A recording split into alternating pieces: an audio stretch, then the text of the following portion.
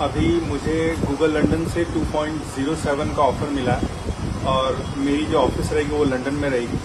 तो यही मेरी उपलब्धि और काफ़ी एक्साइटेड हूँ। एक नई सिटी में मुझे जाना पड़ेगा और लंदन काफ़ी ब्यूटीफुल है और फिर गूगल में काम करने का मौका मिलेगा। हमेशा से बहुत सॉफ्टवेयर इंजीनियर्स का एक ड्रीम रहता है कि वो जाके गूगल में काम करें। तो मैं भी बहुत एक्साइटेड हूँ कि मैं और बड़े इम्पैक्टफुल प्रोजेक्ट्स पे काम कर सकूंगा गूगल में। क्या लगता है कि किस तरह से आपको सफलता प्राप्त हुआ है? क्या क्या आपने इस दौरान में परेशानियों को झेला है कि हमें यहाँ तक पहुँचना है? जी, मैं एक कंपनी में काम कर रहा था और उस दौरान इंटरव्यूज की प्रिपरेशन करना वो एक बड़ा चुनौती था, क्योंकि हमारा टाइम एटलीस्ट 8 to 9 आवर्स तो मुझे जॉब में ही देना पड़ता था। उसके अलावा मुझे जो भी टाइम बचता था उसमें मैं इंटरव्यूज की तैयारी करता था। तो एक प्रॉपर स्ट्रैटेजी निकालना इंटरव्यूज के लिए बहुत इंपॉर्टेंट था और उस स्ट्रैटेजी के साथ कंसिस्टेंसी होना बहुत जरूरी था। फिर मैंने जितना भी टाइम मुझे मिला उसमें मैंने कोडिंग की अच्छे से तैयारी की, अपने बिहेवियरल क्वेश्चंस की अच्छे से तैयारी की और फिर जाके मुझे सारे इंटरव्यूज मैं क्रैक कर पाया। इससे पहले आपने इमोजन पर उसमें आप कितने काम किए? जी, मैंने अमेजॉन अगस्त 2022 से मार्च 2023 तक काम किया। उसके बाद मैं मई में एक नई कंपनी जो जर्मन इन्वेस्टमेंट बैंक कंपनी है वहाँ पे मैंने डॉइचे बैंक में काम किया, उनके फॉरेन एक्सचेंज ट्रेडिंग यूनिट में। और फिर अब मैं जाके गूगल ज्वाइन करने वाला हूँ अक्टूबर से। क्या पैकेज पर आपको मतलब लंदन में दिया गया है? जी, पैकेज इज 2.07। गांव की मिट्टी से लेके आप विदेश सफर करें, गांव की मिट्टी की आपको आप विदेश तक लेके गया है। तो क्या इस क्षेत्र के लिए आप क्या कहना चाहते हैं, युवाओं के लिए क्या कहना चाहते हैं? मैं बस यही कहना चाहूंगा कि एवरीथिंग इज पॉसिबल।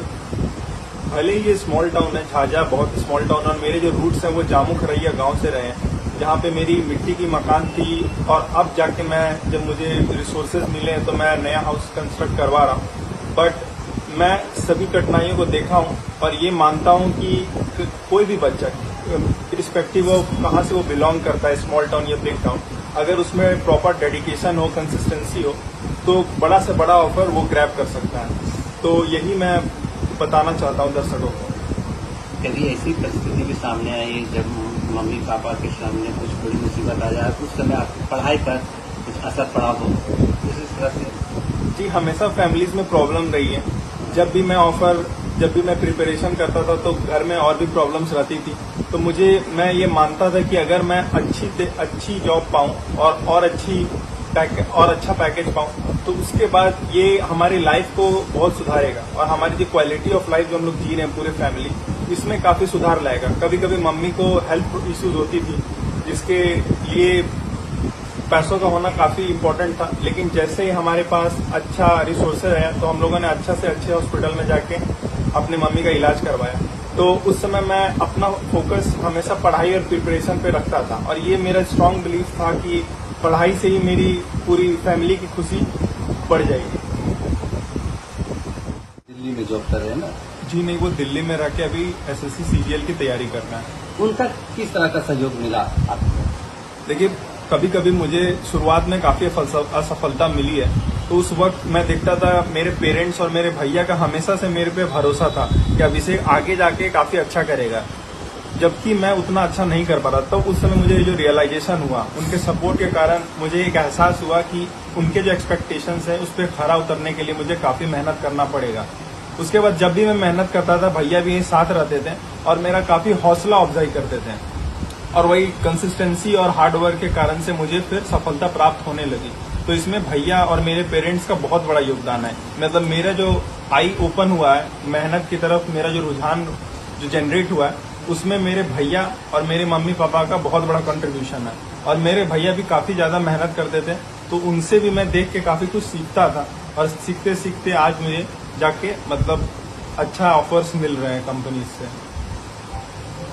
आपकी प्रारंभिक पढ़ाई कहाँ से शुरुआत हुई है? जी, मैंने क्लास 5 तक सर डॉनिक्स स्कूल झाझा से पढ़ाई की। फिर मैं क्लास 6 से 10 तक सन जोसेफ स्कूल झाझा में पढ़ाई की। उसके बाद फिर मैं कोटा में जेई की प्रिपरेशन के लिए गया। आपने 10th की जिस विषय बोलते हैं उसमें कितना परसेंट आपका आया था? जी मेरे 10th में 91.8% थे। उस समय आपको क्या लग रहा था कि मुझे कुछ पढ़ाई में कुछ कमी रह गई है जिसके कारण मुझे इतना कम पॉइंट आया है? जी ये परसेंटेज मेरे लिए सेटिस्फैक्ट्री नहीं था ना, और मेरे पेरेंट्स के लिए भी नहीं, और मैं एक्सपेक्ट और अच्छा कर रहा था। तो मुझे लगा कि लाइफ में और अच्छा करने के लिए मुझे और काफी कठिन परिश्रम करना पड़ेगा। और आप जानते हैं बाहर जाने के बाद जब मैं एक अलग दुनिया में गया जहाँ पे हर जगह से टॉपर्स आए हुए थे, तो मुझे कठिनाइयों का सामना करना पड़ा। तब मुझे रियलाइज हुआ कि इतने कम हार्ड वर्क से कोई बड़ी सफलता प्राप्त नहीं होने वाली है।